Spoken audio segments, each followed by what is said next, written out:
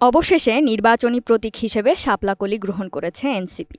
পাশাপাশি আগামী জাতীয় নির্বাচনে ৩০০ আসনে প্রার্থী দেওয়ার ঘোষণা দিয়েছে দলটি। এদিকে আগামী ১৮ নভেম্বর এই সংশোধিত ভোটার তালিকাটি চূড়ান্তভাবে প্রকাশ করা হবে বলে জানিয়েছেন নির্বাচন কমিশনের সিনিয়র সচিব আক্তার আহমেদ। বিকেলে এনসিপির মুখ্য সমন্বয়ক নাসিরুদ্দিন পাটোয়ারির নেতৃত্বে একটি প্রতিনিধি দল আগারগাঁওয়ের নির্বাচন ভবনে এসে প্রতীক বরাদ্দের নতুন আবেদন করেন। এ আবেদনে তারা শাপলা, সাদা শাপলা ও শাপলা-কলিকে প্রতীক হিসেবে বরাদ্দ চেয়েছে।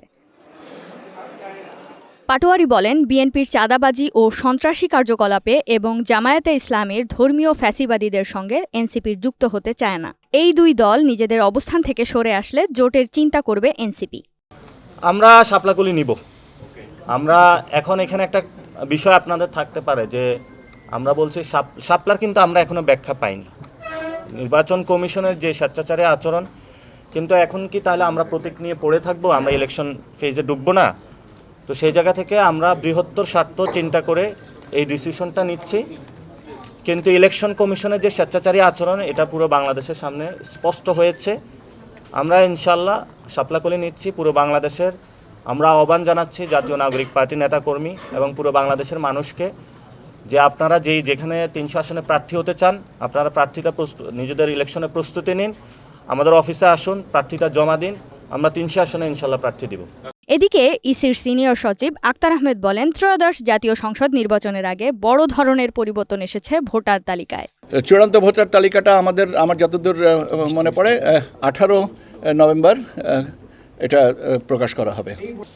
আরপিও সংশোধন নিয়ে সংশোধনের সর্বশেষ অবস্থা আমারও জানা নেই।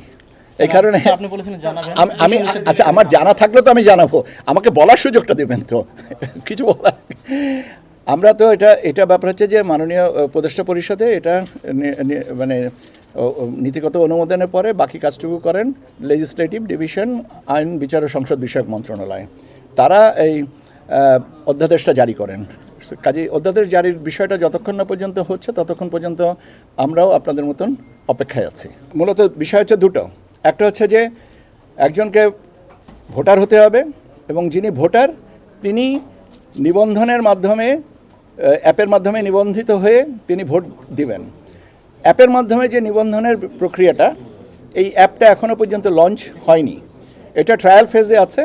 আমাদের চেষ্টা যে আগামী 16ই নভেম্বর যেন আমরা এটাকে লঞ্চ করতে পারি।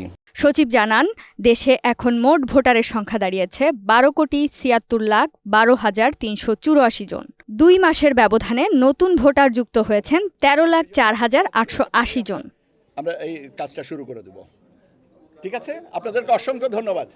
তাসনিম মিষ্টি, গ্রিন টিভি, ঢাকা।